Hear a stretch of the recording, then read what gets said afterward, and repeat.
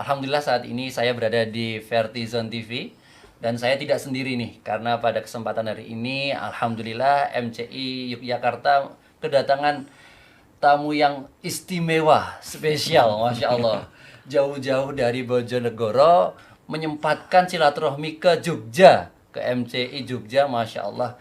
Saat ini yaitu beliau adalah Gus Toha Abrori, Masya Allah. Beliau adalah murid dari Gus Baha, Masya Allah. Bicara penghargaan nih Gus, banyak orang itu berlomba-lomba ingin mendapatkan penghargaan manusia, tapi kemudian lupa ingin mendapat penghargaan dari Allah Subhanahu Wa Taala. Nah ini pripun Gus, mungkin nasihat untuk kami nih Gus, biar dalam berdakwah di Mualaf Center Indonesia ini bisa istiqomah nih, biar hanya mengharap ridha Allah nih Gus. Nah, mohon wejanganipun Gus, Masya Allah. Jadi penghargaan ini dari YouTube ya? Nggih, dari YouTube Gus. Yang punya YouTube itu siapa ya? Manusia Gus. Saya namanya siapa ya? Saya nggak hafal ya. Susanti. Oh bukan, Susan ini. Susan. Susah ini Gus namanya. Ya. Susan. Ya. Jadi begini, berbicara tentang penghargaan dari YouTube, anggap saja dari makhluk ya. Dalam satu makalahnya Ibnu Athaillah Sakandari, dalam syarahnya itu, al-izzah, sebuah kemuliaan, kehormatan, itu ada dua. Yang pertama itu izzatun yafna, kemuliaan yang akan sirna. Yang kedua, izzun la yafna, kemuliaan yang tidak akan pernah sirna. Izzun yafna itu apa? Kemuliaan yang akan sirna itu apa? Ya kemuliaan-kemuliaan yang sifatnya duniawi, kemuliaan yang sifatnya dari manusia untuk manusia, anugerah pangkat-pangkat duniawi, itu semua akan sirna. Mulai dari pangkat RT itu akan sirna, lurah itu akan sirna, DPR yang mungkin sekarang lada galak ira karu-karuan itu akan sirna. Bupati, gubernur akan sirna. Bahkan pangkat tertinggi dalam titah sebuah negara, presiden pun akan sirna, akan jadi kenangan. Dalam banyak kisah di dalam Al-Quran, di sini ada Ustadz Baihaqi yang hafidh Quran, tahulah bahwa menerangkan syariat di Al-Quran sedikit. Maksudnya tatanan-tatanan syariat, hukum-hukum fikih sedikit. Yang terbanyak itu tentang kisah.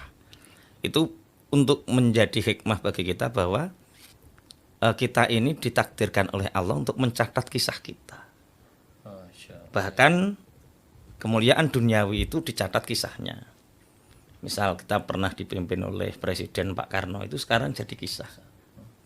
Dipimpin oleh Pak Harto yang sumeh, yang meseman, itu menjadi kisah. Pak Harto sampai sekarang juga masih menanyakan kabar kita. Piye le kabare? Masya Allah ya, masih ya. Yang masih sampai hari ini ya. itu pun menjadi kisah. Iya, pernah dipimpin Gus Dur, menjadi kisah. Jadi sama. Mungkin ini Vertizon TV ini dapat penghargaan dari YouTube.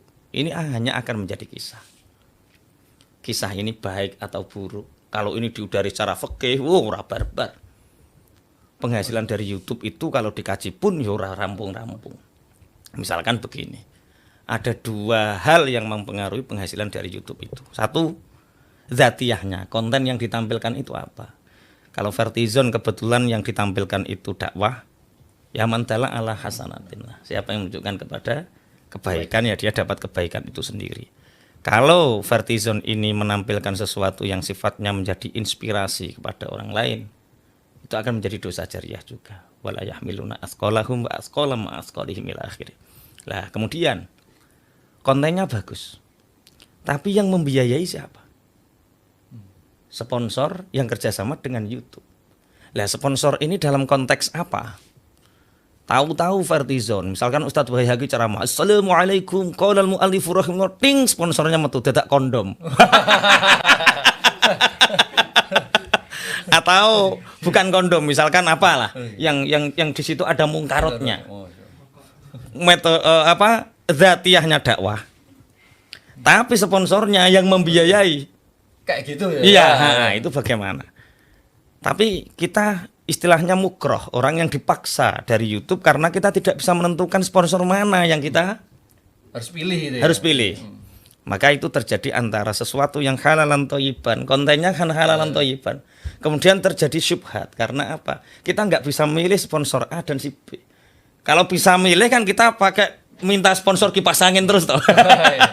Yang jelas-jelas halalan thayyiban. Dzatiyahnya halalan thayyiban, kipas anginnya halalan thayyiban. Dzatiyahnya halalan thayyiban, sponsornya payung halalan thayyiban. Lah ini misalkan yang mungkarat, misalkan ngapunten, misalkan di situ ada sesuatu yang sifatnya mungkarat. Contoh sponsor mungkarat apa Ustaz Fajrul ini? Apa ya? Pakaian wanita mungkin. Enggak ya? Berarti pakaian dalam hukum haram. Wah, parah iki. Iki rada sekuler iki ya. Rada ekstremis iki. Mosok pakaian dalam dihukumi haram. Ini jangan-jangan kutang mbok hukumi haram. Wah, Mas. Istighfar. Masalahnya konten ini ku plus orang yang make itu. Oh, iya. Ada yang makainya itu bareng sama yang make. Berarti pemandangannya. Ya, pemandangannya itu yang membersamai itunya tadi. Ini kata Ustadz Mili, yang dijual mobil, tapi di depannya ada perempuan yang blonteng. Apa hubungannya Ustadz antara mobil dengan wanita yang blonteng? Oh, sama-sama mulusnya. Lah itu kan mungkarot. Lah yang memberi biaya mungkarot. Nah ini terjadi syubhat. Kalau memang kita mukroh nggak bisa menentukan, mana terjadi syubhat. Nah, kalau terjadi syubhat ini bagaimana? Ya, Vertizon haruslah tahu diri. Karena setiap pekerjaan yang di situ kita tidak bisa memilih kehalalan dan keharamannya.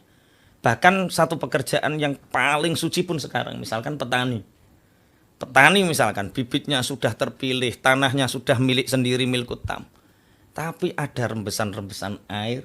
Misalkan Mas Farzul kebetulan tanahnya ada di bawah, sawahnya di bawah, yang di atas enggar, tanahnya berebes mili, otomatis sing lemu sing tanahnya sampean. Lah ini bercampur nih. Lah makanya dalam Islam itu ada yang namanya zakat, ada yang namanya infak, ada yang namanya sedekah. Itu satu, sedekah itu bisa mensucikan harta itu, juga mensucikan diri.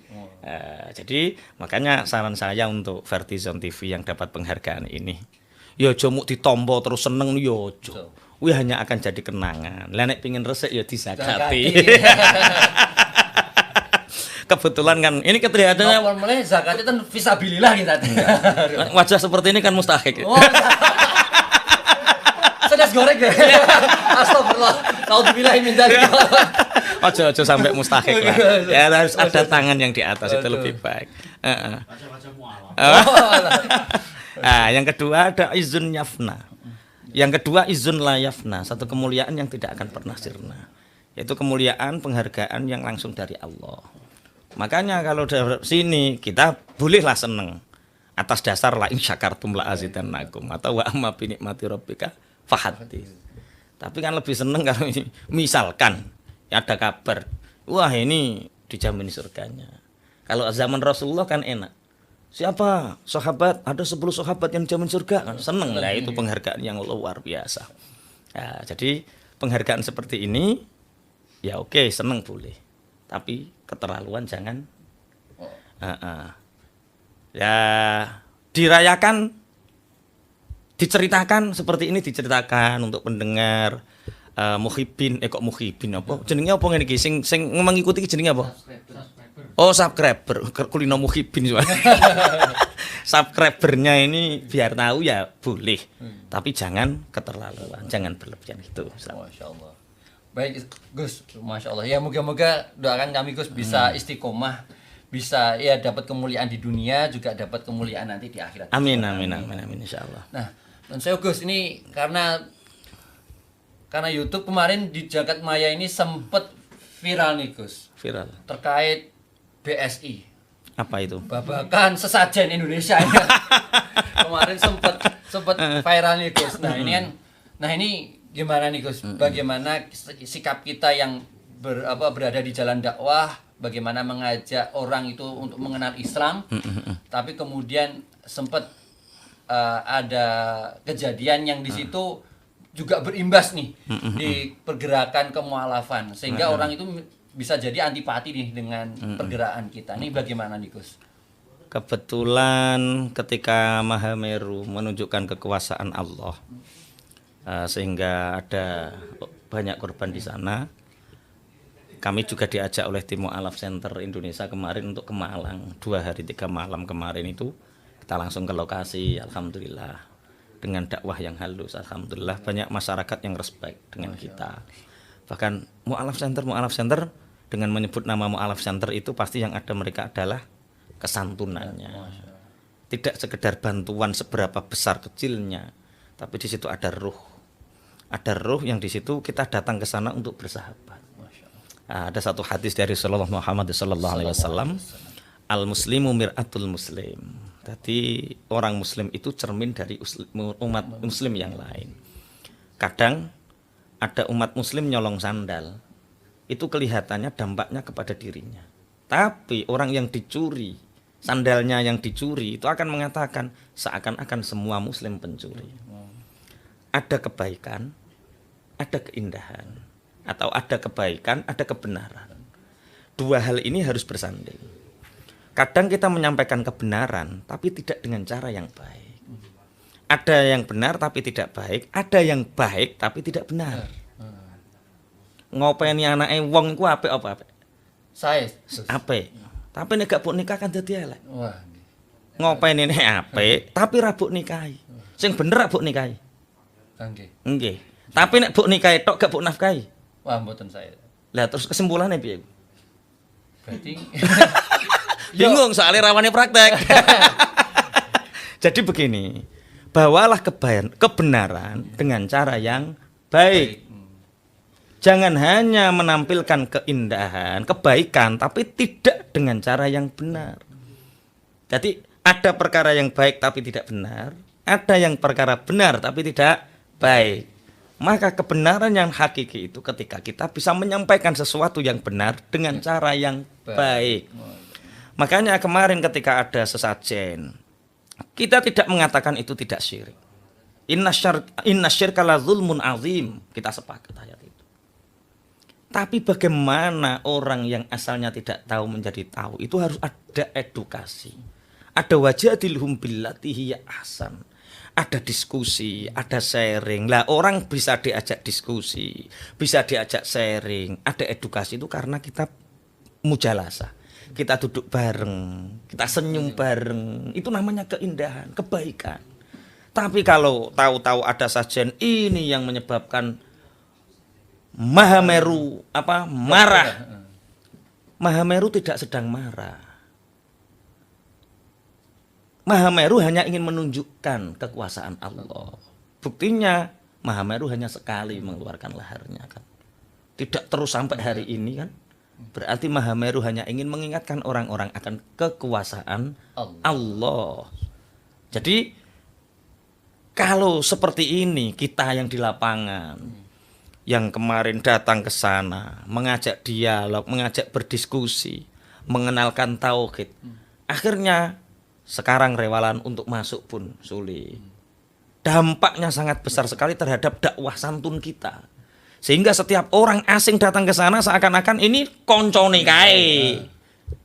Bolone kae sing senengane nyaduki sesajen. Sesajen niku Mas Fajrul rasa mbok saduki. Kuwi kok sangit-sangit dhewe wong panasen. Ora usah mbok saduki. Umpama ditemok kewan ya ben dipangan, umpama dipangan menungso ya ora kok terus kuwi haram ya ora. Wong sing digek ning kono ya gedang. Apa Mas Fajrul terus mangan gedang sing dienggo ngono kuwi hukume haram? Ya enggak juga tuh. Kok aneh ya ben di ra lopote dipangan wong ya ben gosong kan enggak masalah. Kenapa harus Allahu Akbar di. Lah itu menyampaikan kebenaran dengan cara yang tidak baik. Nah, ketika ketidakbaikan ini lebih dominan, siapa yang dirugikan? Umat Islam. Kalau Islam yang dirugikan berarti dosane iku luwih gedhe tinimbang. Masya Allah, ya rasa-rasa terus ndak jeru. Ndak nyalahke wong Islam padha wong Islami. Nah, kita hanya mengajaklah untuk kedepannya. Ayo, kalau ingin menyampaikan kebenaran, ayo dengan cara yang baik. Karena yang benar belum tentu baik, yang baik belum tentu benar. Maka kebenaran yang sejati yaitu ketika ada kebenaran disampaikan dengan cara yang baik. Masya Allah. Nih, matur nuwun Gus, biar kami doakan kami juga istiqomah dalam kami berdakwah. Amin, amin. Ngajak umat ini yang belum faham, belum kenal Allah dengan cara yang sabar, dengan cara yang ahsan, sehingga makin banyak orang yang mengenal Allah, makin banyak orang yang bersyahadat. Gus, mohon doanya Gus. Karena butuh sering-sering dinasehati. Namanya di lapangan kadang-kadang ono emosi, ada yang lainnya. Doakan kami biar kami istiqomah Gus. Amin, Masya amin, Allah. amin. Nah, Masya Allah. Kemudian nih Gus, kalau boleh tahu nih Gus, dalam rangka ke Jogja ini, kalau boleh tahu, tadi kayaknya safari di beberapa tempat itu. Iya, benar. Kalau boleh tahu sharing Gus, gimana nih perjalanannya tadi nih Gus? Alhamdulillah, luar biasa. Jadi banyak beberapa ayat di dalam Al-Quran yang menerangkan tentang pentingnya jalan-jalan. Jadi kalau orang nggak pernah jalan-jalan itu kuper. Kuper itu ya dangkal pemikirannya. Afalam yasiru fil ardi fayanzuru kaifa kana akibatul mukadzibin, dalam satu ayat. Apa kowe ora tahu jalan-jalan? Ben kowe ngerti perjalanan wong biyen-biyen sing mendustakan Allah. Jadi kok ana wong mokong, termasuk sing nyaduki sesajen niku kurang jalan-jalan bocah iku asli. Ngopine kurang adoh. Umpama ngopine kurang adoh berarti yo kurang legi mbah kurang pahit. Jadi jalan-jalan itu penting. Kenapa kami jalan-jalan ke Jogja? Jadi gini, ada beberapa yang kita bangun. Satu, kita membangun keluarga. Saya ngajak anak istri. Kalau yang diperhatikan umat terus, istri juga harus diperhatikan. Masya Allah. Jadi istri itu seperti bisnis. Wah, pripun ini Gus? Kalau nggak diperhatikan, bisnis harus diperhatikan, istri juga harus diperhatikan. Kalau nggak diperhatikan orang lain. Oh, iya. Betul. Ya, makanya istri juga harus diperhatikan, anak diperhatikan, bisnis juga harus diperhatikan. Jadi kita membangun keluarga, membangun bisnis, kemudian membangun agama, membangun bangsa dalam satu tarikan nafas. Keempat komponen ini tidak bisa dipisahkan. Satu, membangun keluarga. Kalau keluarganya belum selesai, jangan harap bisnisnya akan terus bertumbuh. Karena masalah ruang lingkup yang kecil saja belum selesai. Jadi tema kami Rihlah itu ya keluarga sakinah, bisnis berkah. Masya Allah. Kalau keluarganya nggak sakinah, wah, hati nggak tenang. Kalau hati nggak tenang, semrawut. Ngerti karyawan kudu ngeremus ya. Nah itu. Lah, kami tidak hanya ngajak anak istri, kami ngajak tim kita. Kami tidak menyebut karyawan-karyawati ya, karena zaman Rasulullah itu nggak menyebut anak buah, nggak nyebut karyawan. Zaman Rasulullah nyebutnya sahabat. Sahabat. Saya ikat. Lagi Mas Andi, anak buahku kabeh, anak buahku kabeh. Zaman Kanjeng Nabi ora ono anak buah. Enenge sapa? Sahabat. Berarti kalau kita nyebutnya saja sudah sahabat, berarti kita harus tahu haknya sahabat itu apa. Haknya sahabat itu apa? Gaji yang layak itu sahabat. Terus selain gaji yang layak harus diberi tunjangannya. Ya, itu sahabat. Mas Eko langsung tetep nih, terus Gus. Nah, terus at-ta'awun. Dalam sahabat itu pasti ada rasa ingin menolong. Kalau hitung-hitungan gaji nggak bener, kamu hitungnya, itu repot. Jadi kami ngajak sekitar, kalau bis itu isinya berapa ya? 30 ya. 30 berarti kita ngajak sekitar 25 tim kita, tim perusahaan kita. Jadi alhamdulillah selama ini kita mempraktekkan pesantren mandiri. Jadi pesantren kami itu mandiri dalam 4 hal. Satu, mandiri dalam kelembagaan. Apa itu mandiri dalam kelembagaan? Pesantren kita itu berbasis salaf, yang di situ diakui izinnya oleh negara, dan berbasis mu'adalah. Artinya mu'adalah itu pemerintah tidak memberi bantuan apapun terhadap pesantren kita. Mandiri ya? Mandiri. Kenapa? Karena saya sendiri ya, angen-angen. Bukan untuk orang lain, tapi untuk pribadi saya sendiri. Kalau ustadz, kiai itu sudah nerima uang dari pejabat, itu biasanya kalau nerimanya sedikit, itu biasanya pelo. Mau mengatakan haram ini enggak iso tegas. Hal pelo kabeh terus. Sebab sudah nerima. Lah, kalau itu sedikit. Kalau nerimanya banyak itu biasanya bisu, sudah nggak bisa gendela-gendelo tok ini ya. Untuk menjaga agar saya bisa seperti ini, teman-teman tetap seperti ini ya, kita harus mandiri. Itu mandiri dalam kelembagaan. Yang kedua mandiri dalam sistem. Pondok kami itu pondok salaf, pengajarannya salaf. 18 mata pelajaran yang diajarkan adalah salaf, tapi pendidikannya modern. Cara berpakaiannya modern, kebersihannya modern, leadershipnya modern, fikrohnya modern, hatinya Ka'bah, otak Jerman. Oh, Nah, itu sistem. Jadi pondok salaf tapi berbasis modern. Kemudian SDM kita juga mandiri, artinya kita tidak pernah merekrut bantuan dari yang lain. Artinya yang menjadi pengurus, yang menjadi asatid, yang menjadi tim kita semua itu anak-anak didikan kita. Makanya kita mulai dari kecil, tidak dimulai dari besar. Kita kuat dulu, bangun sistem yang kuat dulu. Suatu saat akan besar. Lah, sama, bisnis juga sama. Bisnis itu ingin besar dulu atau ingin kuat dulu. Kalau kuat akan besar, tapi kalau besar gak kuat akhirnya ambruk. Nah, makanya banyak orang, wajah-wajah ini banyak wajah orang yang kelihatannya kaya padahal miskin. Ya kelihatannya mobilnya mewah, kelihatannya rumahnya megah, tapi BPKB sertifikat sekolah KB. Itu bukan orang kaya, itu orang yang hanya kelihatan kaya. Membangun mandiri dalam kelembagaan, mandiri dalam sistem, mandiri dalam SDM, yang keempat mandiri secara finansial. Jadi kita mandiri dalam sistem ekonomi kita. Artinya pondok dibiayai oleh pondok itu sendiri. Sama bisnis juga dibiayai oleh bisnis itu sendiri. Bagaimana kami menciptakan satu ekosistem di pesantren yang mandiri? Yaitu dengan kita mempunyai beberapa perusahaan yang perusahaan itu membackup. Terutama yang kita ajak jalan-jalan ke Jogja hari ini, itu tim namanya tim Babijab. Apa itu? Babijab. Babijab. Babijab itu bayi yang berjilbab. Oh. Jadi jilbab untuk anak-anak. Oh. Alhamdulillah, didoakan terus, disupport terus. Ini kebetulan 20% saya memiliki perusahaan itu, kemudian 10% infak untuk pesantren setiap bulannya. Masya Allah. Jadi dari situ kita bisa menciptakan tidak hanya Babijab. Besok-besok kita terangkan di bisnis-bisnis yang lain bahwa dengan pesantren mempunyai kemandirian ekonomi ini, kita akan ibaratnya orang muslim itu tegak, cara nyawang wong randilu, kecuali tawadhu. Kenapa dalam pesantren saya mengatakan tegak? Untuk pribadi harus tawadhu, Mas, tapi untuk umat, izzah umat harus tegak. Jadi kalau berbicara tentang pesantren tegak, karena apa? Ini untuk umat, ini izzah, bukan sombong, tapi untuk pribadi tegak. Berapa kekayaan Ustadz? Wah, aku urung duwe apa-apa, itu tawadhu. Tapi pesantren apa yang akan Ustadz bangun? Pesantren saya nanti bangun seperti ini, itu izzah. Jangan dibalik Ustadz Fajul.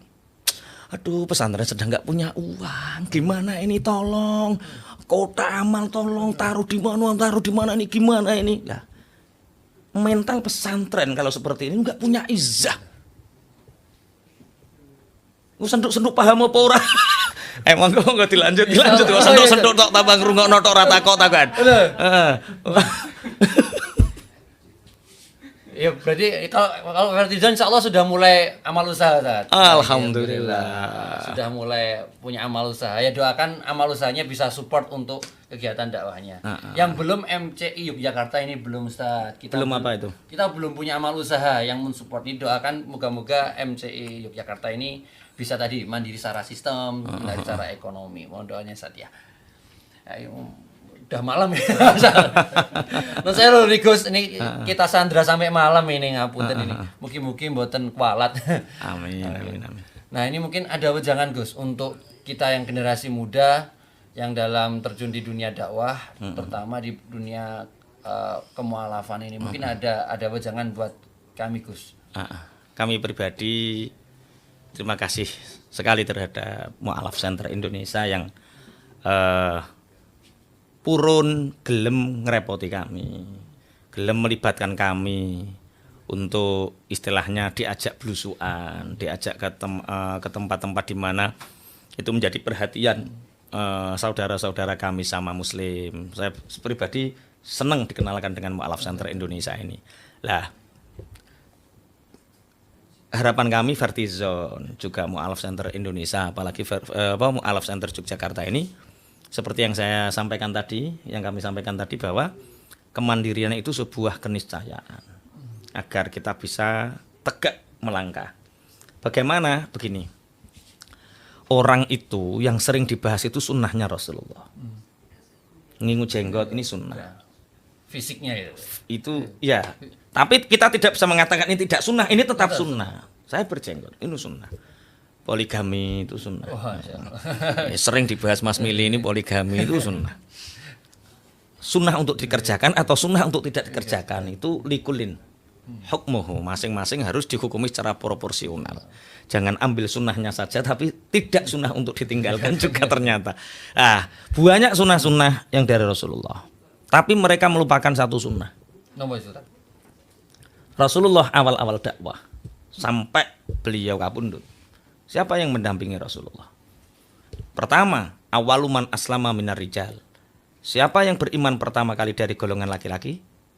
Abu Bakar. Abu Bakar itu siapa? Saudagar. Orang yang perempuan, dari golongan perempuan yang masuk Islam pertama kali yang mendampingi Rasulullah, Khadijah. Siapa Khadijah itu? Pengusaha. Saudagar, pengusaha. Kemudian setelah Abu Bakar mengajak dua sahabatnya, Abdurrahman bin Auf, Utsman bin Affan, untuk segera mendekat kepada Rasulullah. Mereka berdua siapa? Saudagar. Ternyata seorang nabi dan seorang rasul dikelilingi oleh para saudagar, pengusaha. Untuk apa? Untuk diajak mikir bareng, untuk diajak bergerak bareng. Lah ini yang saya sebut dengan sunnah pergerakan. Jangan hanya berbicara sunnah jenggot terus rambutnya dawa sak pundak yo. Itu sunnah.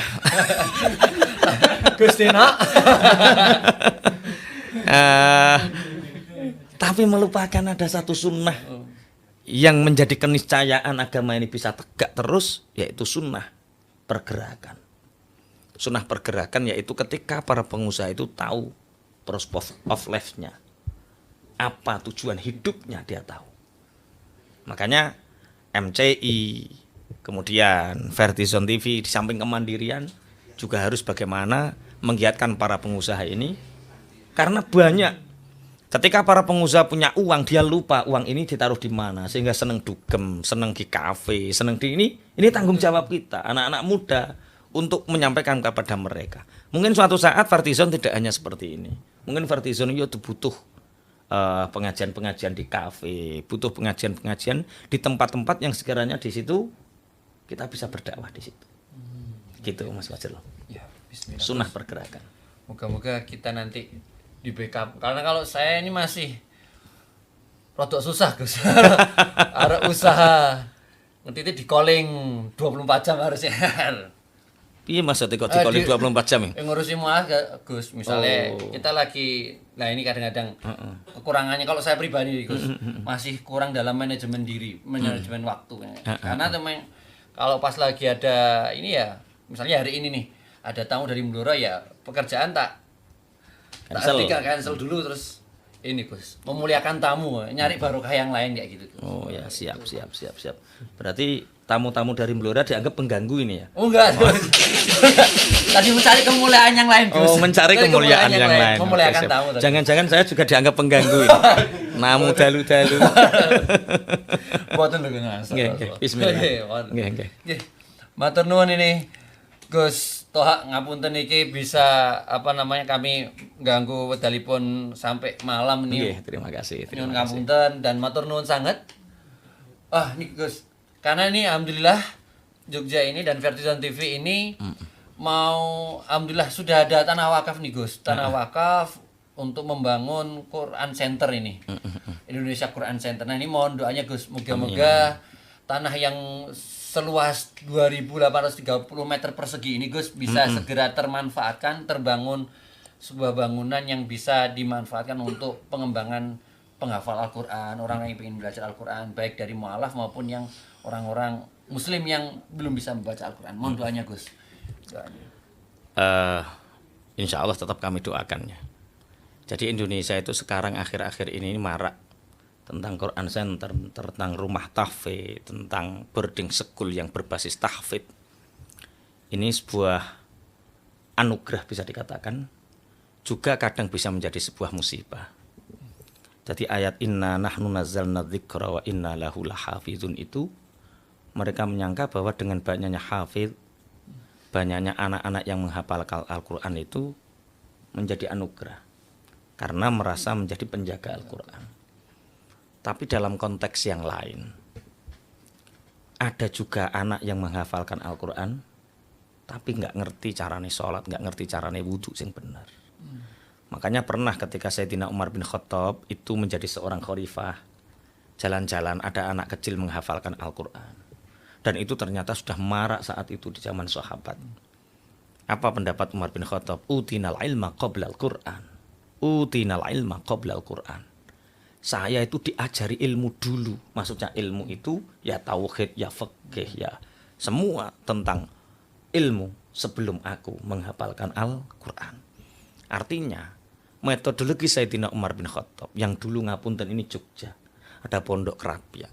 Kenapa Pondok Krapyak itu muridnya enggak mau banyak saat itu? Karena yaitu menjaga asasul Quran. Bahwa Al-Quran itu tidak sekedar diamalkan, tapi bagaimana Al-Quran itu menjadi roh. Ditambah beras ada MH. Muridnya ya enggak banyak juga. Di pondok-pondok Quran di Indonesia rata-rata muridnya enggak banyak, ataupun banyak pun ngapunten, mereka notabene rata-rata sudah ahli fi asasil Islam. Jadi usuluddinnya itu sudah memahami. Jadi ojo sampai ngapalne Quran tapi gak ngerti najis. Ojo sampai ngapalne Quran tapi gak ngerti Islam. Sehingga suatu saat ketika dia baca terjemah, mereka tidak memahami. Mereka akan janggal dengan Al-Qur'annya. Satu contoh, innalladzina amanu walladzina hadu wan nassara was-sabiina man amana billahi wal yaumil akhir wa amila shalihan falahum ajruhum inda rabbihim wala khaufun 'alaihim wala hum yahzanun. Membaca terjemahnya sesungguhnya orang-orang yang beriman, orang-orang Yahudi, orang Nasrani, orang Sobi, orang-orang yang beramal soleh, sungguh mereka mendapatkan pahalanya. Diartikan mereka mendapatkan surganya sesuai agamanya masing-masing. Sehingga terjadilah aliran bahwa Islam dan gak Islam gak penting. Jadi memperjuangkan akidahmu Islam ora penting. Sing penting mengenal Tuhan. Mereka tidak mempelajari asbabun nuzulnya, kenapa ada ayat turun.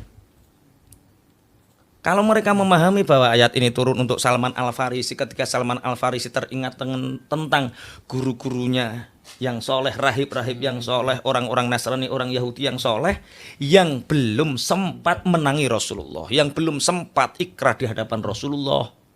Ketika Rasulullah diangkat menjadi Rasul, mereka sudah meninggal. Apa yang terjadi dengan mereka? Salman Al-Farisi tanya kepada Rasulullah, Rasulullah enggak menjawab, turun ayat ini. Bahwa ahlul fatrah itu ahli kekosongan zaman Nabi, antara Nabi Isa dengan Nabi Muhammad, antara Nabi dan lain sebagainya. Mereka tidak menangi keutusan Nabi, tapi mereka percaya adanya Allah, mereka percaya adanya akhirat. Maka ketika mereka beramal soleh, tetap dimasukkan surga oleh Allah. Lah, sekarang ini banyak orang menghafalkan Al-Quran tapi janggal dengan Al-Quran yang dibaca, dan ini sangat berbahaya. Makanya tolong, kalau memang Mu'alaf Center Indonesia membangun di lahan 2.830 meter persegi ini, tolong di samping mereka menghafalkan Al-Quran, tapi ajarkan mereka usuluddin, sehingga apal Quran tapi ngerti ilmu agama saurunge. Dengan ketentuan-ketentuan 2 tahun atau berapa tahun dulu, sehingga mereka menguasai asasul Islam. Gitu. Insya Allah semoga dikabulkan oleh Allah. Amin. Dan mungkin ada teman-teman yang ingin ambil bagian, ingin dapat jatah sedekah jariyah, dipersilahkan menghubungi Mu'alaf Center Yogyakarta. Vertizon TV. Vertizon TV, nggih, monggo. Nggih, gitu Mas Fazrul nggih. Matur nuwun Gus atas wejangannya, moga-moga nanti ketika terbentuk Indonesia Quranic Center ini tadi nggak sekedar hafalannya cuma di lisan tapi juga paham tentang fikih, tentang Islam itu sendiri sehingga membawa kebaikan. Siap, siap. Amin. Ya, jazakallah khairan kasih kepada Gus Toha Abrori yang sudah mau membersamai kami sampai larut malam ini, Gus. Dengan malam ya, alhamdulillah. Jamaah Vertizon TV dan Mu'alaf Center Indonesia rahimakumullah, alhamdulillah tadi kita sempat mendengarkan nasihat-nasihat yang baik dari guru kita, ulama kita, Gus Toha Abrori, yang Masya Allah semoga Allah senantiasa melindungi beliau, amin, senantiasa memberkahi beliau. Amin. Matur nuwun Gus atas waktunya, dan mohon maaf nih dalam kami dalam mendampingi Gus Toha ada lepat-lepatnya, salah-salahnya, mohon ridhonya dimaafkan Gus. Oke, terima kasih. Memang pentingnya tamu itu mestinya yang pertama itu ya dikasih minum, dikasih jaminan. Ini kan belas, Pak. Ini belas langsung dikasih mic kan juga enak toh. Bil ghaib. Bil ghaib. Ayo mangga terus. Ya alhamdulillah. Ya apunten Gus, mungkin nanti hisabnya nanti langsung ke Vertizon Ya. TV. Saya cuma diminta tolong ya. Siap. Ya alhamdulillah, mari jamaah Vertizon TV dan Mu'alaf Center Indonesia rahimakumullah, kita tutup majelis kita pada malam hari ini dengan lafaz Kafaratul majlis. doa kafaratul majelis. Alhamdulillah rabbil alamin, subhanakallahumma wa bihamdika asyhadu an la ilaha illa anta astaghfiruka wa atubu ilaik. Sekian dari kami, mohon maaf bila banyak salah. Wassalamualaikum warahmatullahi wabarakatuh. Waalaikumsalam warahmatullahi wabarakatuh.